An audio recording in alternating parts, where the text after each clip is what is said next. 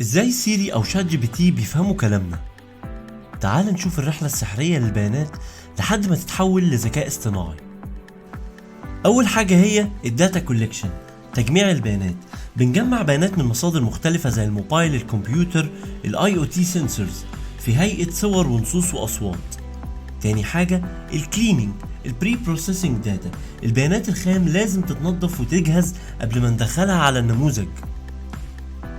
بعدين نبدأ ندرب النموذج على البيانات دي باستخدام خوارزميات الماشين ليرنينج والديب ليرنينج.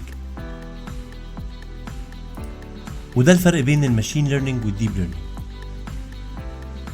والاستخدامات العملي للاي اي الريال وورلد ابلكيشن زي التشات بوت، الايمج ريكوجنيشن، الميديكال اي اي، والسيلف درايفنج كار.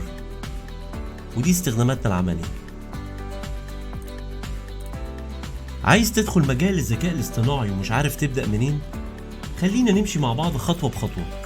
أول حاجة لازم تتعلم البايثون، لأن هي لغة برمجة قوية لأنها أساس ال AI. تاني حاجة الماس والستاتستكس، لازم تكون عارف كالكولس وبروبابيليتي والجبرا. بعدها الداتا هاندلنج، لازم نتعلم ازاي نشتغل مع البيانات بالاس كيو ال والاكسل والداتابيز والباور بي اي علشان نعرف نحلل البيانات ونطلع النمط اللي احنا عايزين نستخدمه. بعد كده محتاجين ندخل على الداتا ساينس تولز، والداتا ساينس تول هي باستخدام البايثون بنتعلم مكتبات زي النمباي والبانداز والماتبلوت لايبراري لتحليل البيانات. واخيرا مرحلة الماشين ليرنينج، المرحلة دي فيها تعلم الآلة باستخدام مكتبات زي سايكت ليرن، ودي من اهم مكتبات الماشين ليرنينج.